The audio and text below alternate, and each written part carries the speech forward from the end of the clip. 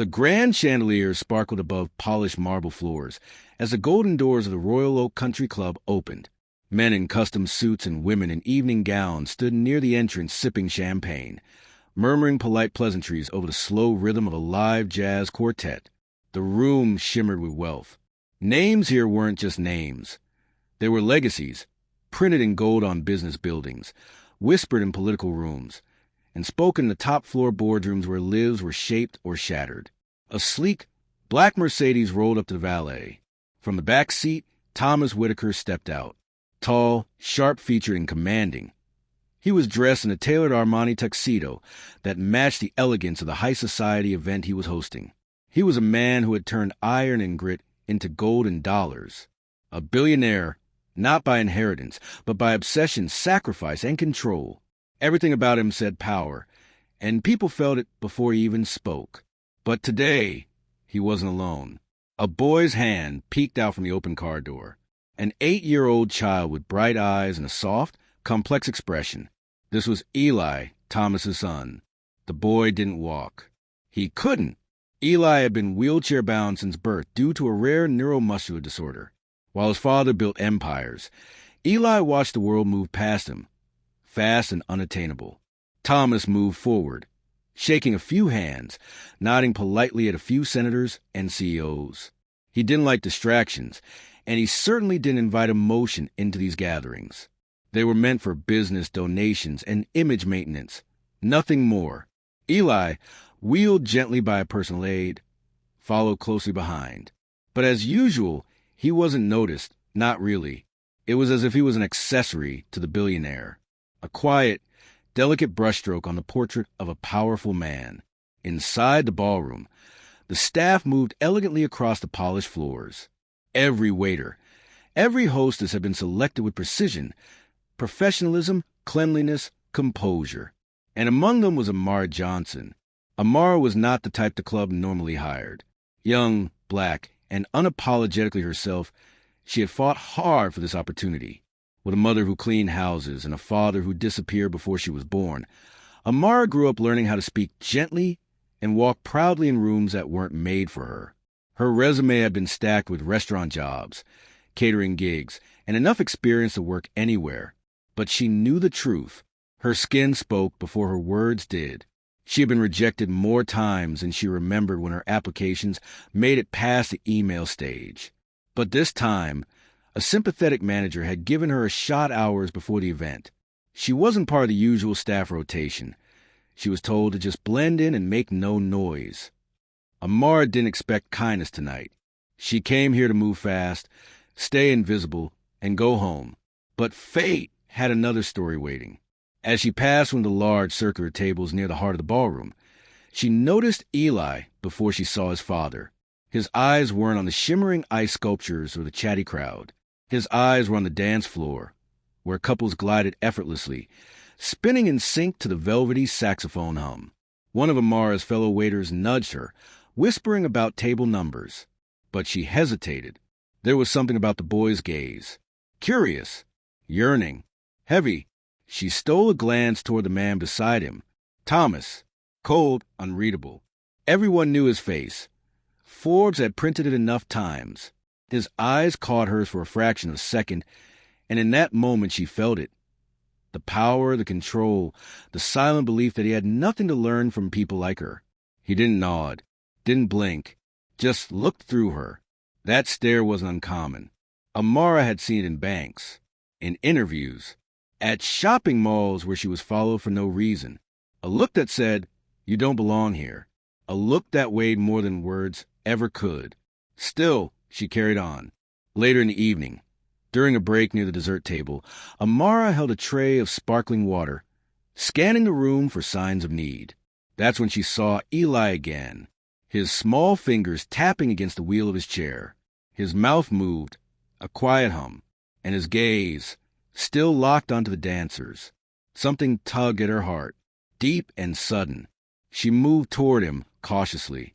"Hey, sweetheart," she said, crouching a little, her voice low and warm, careful not to attract attention. "You like music?" Eli turned to her, a little startled, then nodded, eyes sparkling just a bit.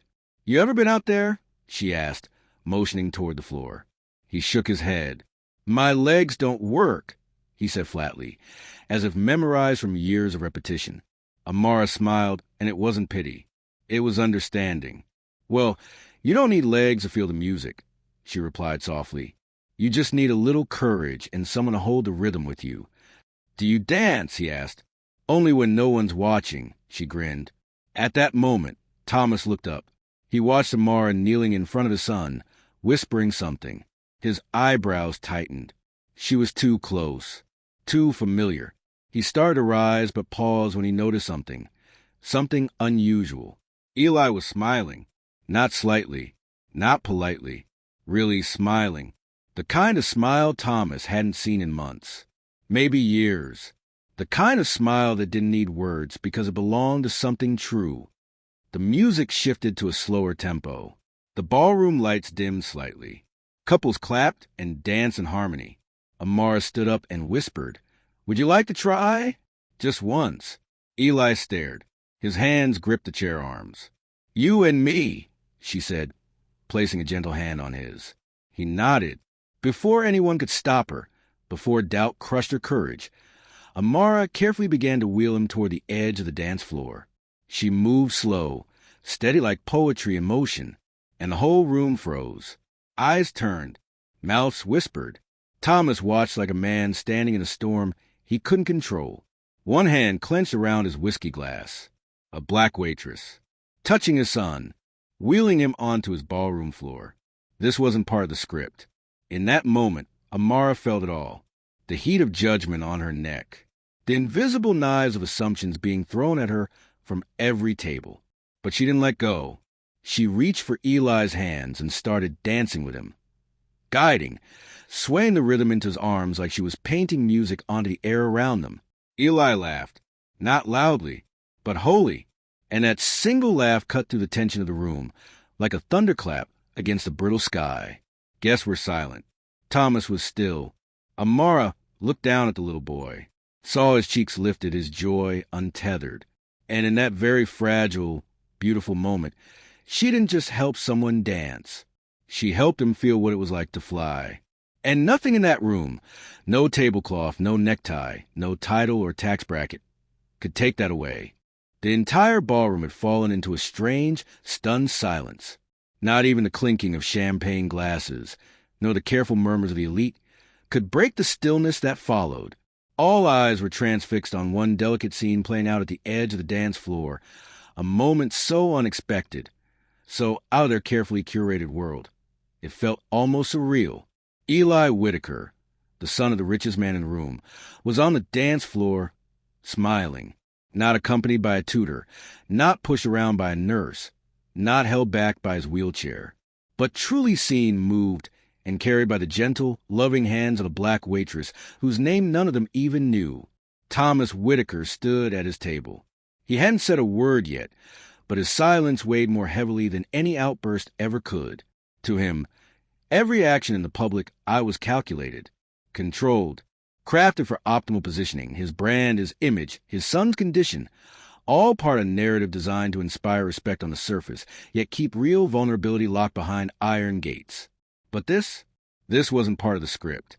Amara's hands guided the dance, her fingers gently tilting Eli's arms from side to side, swaying his tiny shoulders while his wheels turned softly under her steps. It was less a dance in the traditional sense, and more painting. A painting made of motion, made of presence, of audacity, and something deeper, humanity. For the first time in a long time, Eli was not just a billionaire's son in a medical chair. He was a boy, a child, a soul, laughing, present, and proud. And that sight, right there, did something to Thomas that not even his billions could silence. It made his chest ache. It made the ghost of his own silence rise. But around him, the collective muttering began again. It was subtle, lipless murmurs from pearl necklaces and tailored tuxedos at silk-covered tables. "Is this appropriate?" One woman whispered behind an emerald fan. "Where's the event manager?"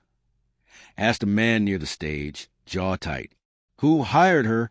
said another, eyes narrowing toward the staff. Thomas heard it all. And for the first time, those voices didn't feel like validation. They sounded like chains. He looked around the room, at his board members, at politicians using this evening for FaceTime, at donors whose checks would define next quarter's projects. They weren't moved. They were bothered, not by the dance, but by who had dared to give it. A black woman, not in a ball gown, not a guest, but a server, someone expected to stay in her role, no matter her heart, no matter her value. Amara could feel the heat on her skin, not from the spotlights, but from the 1,000 burning judgments pressing against her back. Her uniform clung tighter now, her palms growing damp from nervousness. Yet she didn't stop, because Eli hadn't stopped smiling. When the music finally slowed and the soft notes dissolved into stillness, Amara gently wheeled him back. His head had leaned on her side without him noticing. His tiny frame relaxed in a way no private doctor had ever achieved. As they approached the table, Thomas rose slowly. Every step he took toward them felt like thunder rolling in the distance. Not fast, but powerful enough to change the weather. Amara kept her eyes on Eli. "You were an amazing little man," she whispered, ruffling his hair tenderly. "Thank you," he said, still catching his breath from joy. Then she looked up and met Thomas's gaze directly. There was again that cold, scanning look that had met her earlier in the night. Only now it was different.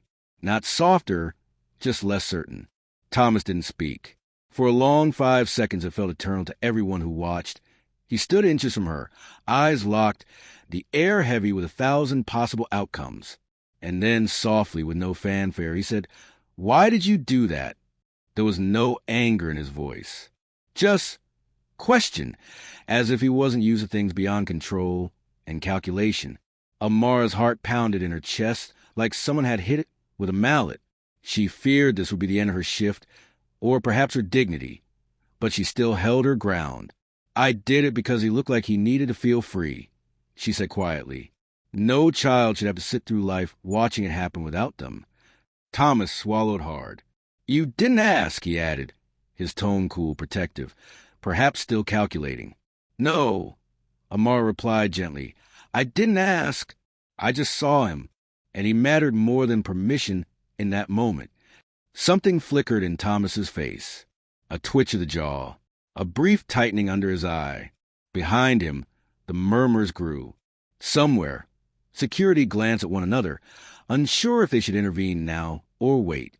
The musicians had gone quiet. Some caterers stood frozen holding trays. And then from Amara's chest, from a place of courage she didn't even know she had, she said one more thing. "I know what it feels like to be in a room full of people who don't think you belong," she said softly. "And I wouldn't let a child feel that way, not if I could help it." The words landed not gently, but like rain after a long drought. Thomas looked at his son again, his carefully built empire momentarily forgotten. In that moment, he didn't see failure or embarrassment. He saw truth. Eli still beamed, his cheeks flushed pink with joy. He looked at his father and said, "She made me float, Dad."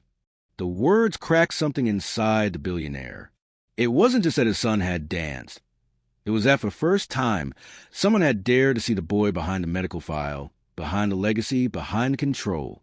And it hadn't been a therapist or a specialist or a carefully selected elite. It had been a waitress named Amara. Thomas turned to the nearby guests, whose stares still bore into their moment like they owned it, piercing their presence with disapproval. And slowly, his voice broke through the crowd softly but clearly. "She didn't ask because maybe I wouldn't have said yes, and I would have been wrong." The whispering stopped. He looked down at Amara again. His expression changed, subtly like a man waking up. "You gave something tonight no one else in this room could," he added. "Thank you." Then he turned to the staff manager, frozen near the double-door entrance. "She's to work any event she wants." "Effective immediately," he said. People around them paused. Some clapped, awkwardly. Some watched in stunned silence. But something had shifted, something undeniable. And in that moment, no one was thinking about her uniform. No one was thinking about where she was supposed to be. They were thinking about how the smallest person in the room, guided by the simplest act of love, had danced. And the one who gave that dance, who was supposed to be invisible, had lit up the entire room. The ballroom didn't return to normal after the dance. Though the music resumed and waiters picked up their trays again, something had changed. A subtle shift in the atmosphere floated like invisible fog between the chandeliers and the minds of the guests. Disposable smiles were slower to return. Conversations that once flowed to the sound of dollars now stumbled over the sound of Eli's laughter, and the image of Amara dancing with him was etched into the back of every guest's mind, whether they acknowledged it or not. Thomas Whitaker sat silently at his table, his fingers gently circling the rim of his untouched whiskey glass. He was too still. Not cold, not collected. Just still. For a man known for moving deals across oceans and buildings in the skies, stillness was the rarest thing about him. Across the room, Amara had returned to her post. She was quieter now, careful not to attract attention, and yet she couldn't escape it even if she tried. Wherever she went, eyes followed her, not with admiration, but with a quietly poisonous expression she knew too well. Judgment. No one came near her to say thank you or ask her name. No one applauded her courage out loud. But oh, they whispered. They always whispered. Too forward. Unprofessional. What gives her the right? And yet, not one of them had anything to say to her face. That was how people like Amara learned young to read between the silence. A skill born from years of seeing smiles that didn't reach eyes and invitations that were never really open. She stood quietly near the dessert bar, gripping her tray much tighter than before, her eyes watching Eli. He still smiled, whispering excitedly to the woman beside him, likely his nanny or assistant, reliving every spin, every beat, every precious second of the dance. And Amara smiled too, bittersweet, because the truth was his joy was enough. Even if it came at the cost of her comfort, her job, her dignity, she would do it again. She didn't notice Thomas watching her, not until she turned and found his gaze, slowly burning across the room, not in anger, but in thought. There was something in his eyes, not sharp, not corporate, just haunted. He rose from his chair, not to cause a scene, just to walk. He needed breathing space. The ballroom, once his kingdom, now felt tight and unfamiliar. As he stepped outside the side door into the cool night air, the faint echoes of the music followed behind. But his thoughts were far louder, because in that ballroom, something had been undone inside him. Yet it wasn't just the dance that haunted him. It was her words. I know what it feels like to be in a room full of people who don't think you belong, and I wouldn't let a child feel that way. They kept replaying in his head, like a record. He couldn't stop. And with every echo, they peeled back old memories he'd buried beneath business meetings and expense reports, beneath private jets and black-tie galas. It had been over 30 years since he sat alone on a broken porch in East Georgia, 19 years old, soaked in dreams but drowning in failure. Back then, Thomas wasn't a billionaire. He wasn't even middle class. He was just a boy too proud to cry and too poor to hope. His mother had died of pneumonia 2 winters before, and his father went wherever the gamble machines took him. One night, Thomas stood outside a diner with nothing but hunger in his stomach and anger in his lungs. And that's when it appeared, an old black man named Mr. James, janitor of the local school, with limp hands and a white beard like snow. He didn't say much, just saw Thomas sitting there, and handed him a styrofoam box. Ham and mash, the old man said.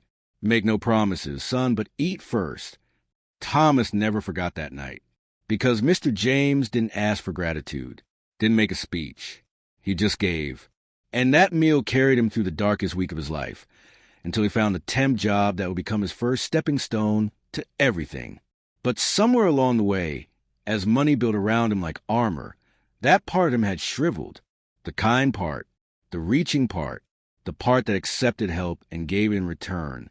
He had become the very kind of man who would have walked past a boy like his former self and never looked back.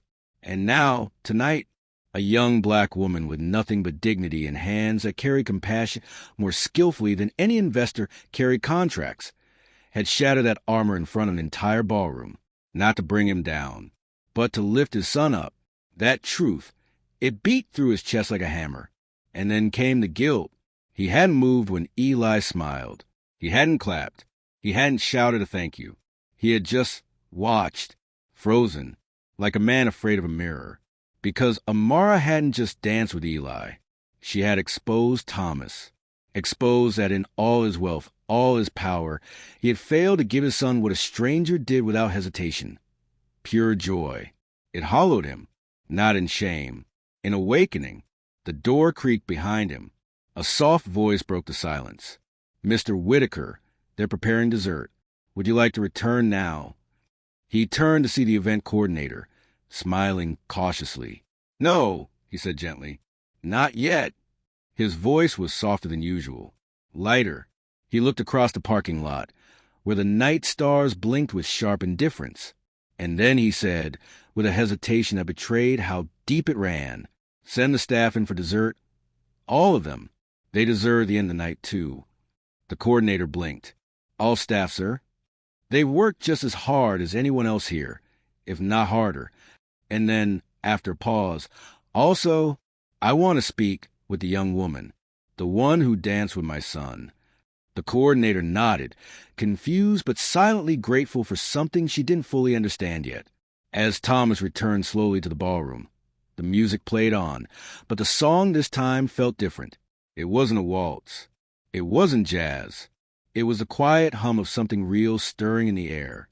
At his table, Eli turned to him with sparkling eyes. "Did you see me, Dad?" Eli asked with shy excitement. Thomas knelt slowly beside his son's chair, placing a rare, warm hand on his shoulder. "I saw all of you, son," he said. "Every part." Eli smiled ear to ear, and somewhere near the back, Amara stood, still invisible to most of the room, but not to them. Not anymore. The dish clattered softly onto the silver tray as Amara picked up the last glass near table 12. Her hands moved in practiced rhythm, but her mind was far from the ballroom. Even though hours had passed since the dance, since those heavy stares and the slow applause that trickled uncomfortably through the room, Amara's heart hadn't fully returned to her chest. It still hovered somewhere on that floor, cradling a memory that was already pressing itself into her forever. She hadn't planned to speak up, hadn't planned to touch the boy, and she certainly hadn't planned to interrupt the rhythm of a world that never made space for people like her to do anything but serve. But she also hadn't planned on seeing that light in Eli's eyes, that raw, innocent joy, that laugh so free it made her bones ache, because when she saw him, she saw something she hadn't seen in years. Herself, small again, powerless, sitting quietly in a church pew next to her grandmother, legs swinging off the edge and trying not to cry because everyone said little black girls were loud and too emotional. So she swallowed her tears, folded her hands, and learned early to shrink. Maybe, just maybe, this was her chance to take one moment back. If not for herself, then for a child who didn't deserve to carry the weight of being different in a world that prized uniformity. As she paused near the entrance corridor, away from the light and eyes of the ballroom, a quiet voice approached from behind. "He's asking for you." She turned to see the event coordinator, her expression unreadable, voice barely above a whisper. "Excuse me?" Amara asked, confused. The woman stepped closer. "Mr. Whitaker. He asked to speak with you privately." Amara felt her breath catch like a bird softly slamming into glass. Her mouth parted to respond, but no words came. Only thoughts. This was it. Was he going to fire her? Scold her? Accuse her of crossing a line? Her courage, so bold on the dance floor, began to blink like a light slowly losing power. But still, her feet moved forward. The hallway behind the kitchen was quiet. Warm lighting bounced off cream-colored walls and portraits of founding members who stared down with all their formality and filtered history. Thomas stood at the far end, beside a window that overlooked the garden. His hands were in his pockets, and his shoulders, once so square and dominant, were slightly hunched, as if the years he had outrun had finally caught up to him. Amara stopped a healthy distance away. "You asked for me?" He turned slowly, eyes clear but tired. "Yeah, I did. Thank you for coming." A pause lingered in the air, heavy with too many meanings. She braced herself internally. Shoulders tightened, but she refused to look down or act small. "You upset a lot of people tonight," he said, though his tone wasn't disapproving. More observational. "I know," she replied. You broke every unspoken rule of an event like this, he continued, stepping slightly closer. I'm aware. He tilted his head. But you also gave my son something I couldn't, and I think maybe you reminded me of something I forgot. That made her pause. You said earlier that you didn't ask for permission because he mattered more, he added. You were right. Mr. Whitaker, she began, unsure what needed to be said, but knowing silence couldn't last. He held up a hand gently, stopping her. Please, can I just ask something? She nodded slowly. What did you see in him? His voice cracked on the last word, like a man unfamiliar with the act of vulnerability. Amara exhaled softly, like a truth she kept for too long was finally allowed into the room. I saw a kid who just wanted to be part of something, not looked at with pity, not wheeled around like a task, just seen, heard, felt happy. She paused for a moment before continuing. I saw someone who needed the kind of freedom I spent my whole life craving. Thomas blinked, and for a moment, the strongest man in the room looked frighteningly human. My father never showed me softness. He didn't believe in it. Black men were expected to be hard. We weren't allowed to break. But that didn't stop the world from breaking us. It just meant we bled in silence, she added. Her voice had grown steadier now, calmer, wiser, and Thomas listened differently now. Not like a leader, not like a billionaire, but like a student learning how to feel again. I don't hate people like you, she said gently, but I have met so many who see someone like me and decide all they need to know just by looking. I'm not looking for pity or promotion. I just wanted your son to feel joy. That's all. For a long time, neither spoke. Then Thomas stepped closer, eyes now glistening. My father told me that emotions were dangerous, that love made men weak. So I built steel around my heart, then added concrete. I thought it was strength. But now, he exhaled deeply, now I look at my son and I realize it made me blind. He reached slowly into his inner suit pocket and pulled out a business card, extending it to her. I don't know if you're interested, but I want to fund your education, or your dreams, whatever they are. No strings, no agenda. She stared at the card, hesitated, and slowly took it. You don't owe me anything, Amara said, voice steady as stone. No, he replied softly, but I owe your courage everything.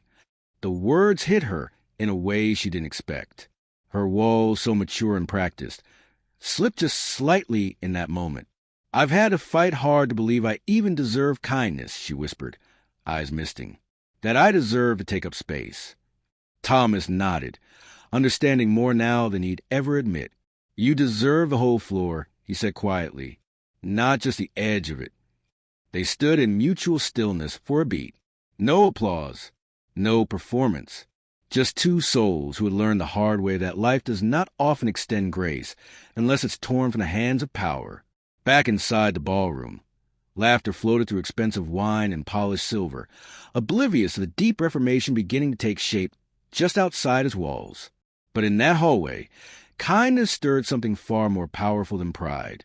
And in two hearts shaped by different kinds of struggle, something entirely new was born.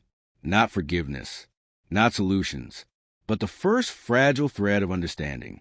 Amara stood alone outside the hallway that led to the kitchen, the part of the country club nobody ever saw unless they worked for it or walked through it by mistake. She leaned her hand gently against a cool wall, tray by her side, her heartbeat not steady, not calm. It sounded in her ears like the quiet echo of drums after a thunderstorm. She should have been proud. She had given something extraordinary to someone who hardly ever received the simplest things in life, something as sacred as joy, something as simple as the right to belong. Yet all she could feel now was the weight of every stare from earlier in the evening slowly pressing down on her shoulders like bricks. She wasn't shamed. No, but she was tired. Tired of always having to explain her heart just to prove she meant well. Tired of being seen as too much or too brave. Tired of the invisible line that followed her everywhere. A line she hadn't drawn, but one she was always told not to cross. Perhaps she had crossed it tonight. Or maybe she had finally erased it. She didn't know. What she did know was that no one else in that ballroom had offered that boy a hand. Not a single one. Surrounded by money, power, and people dressed in pride, it was only her, the waitress with callous feet and discount shoes, who saw the little boy not as a case, not as a burden, but as a child. And that should have meant something. Now, as she stood in the quiet corridor, half hearing the soft swing of jazz fading in the background, a footstep disturbed her thoughts. 2 footsteps. Then a voice. Low. Careful.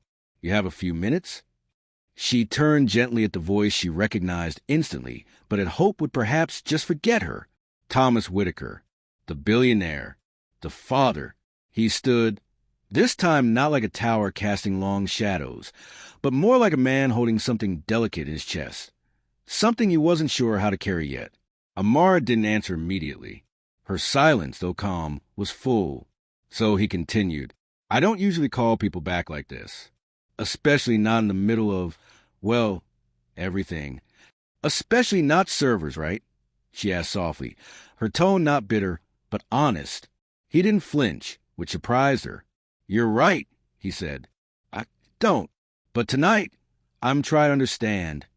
Because something happened out there, and I don't want to ignore it just because it was uncomfortable. She looked up at him then, her eyes not like the first time they locked earlier tonight, where she stood small beneath the stare. Now they were level. Let me guess, she said. You're not used to discomfort. It's a stranger to me, yes, he replied with a half-smile. For the first time, it was genuine, but I think maybe I should have invited it in earlier in my life. They stood like that for a moment, 2 shaken strangers on either side of the same invisible wall. He took a breath before speaking again. I didn't say a word when you danced with my son. Not because I didn't feel something. Believe me, something hit me like a bolt. But because for the first time in my life, I realized I didn't have anything meaningful to say.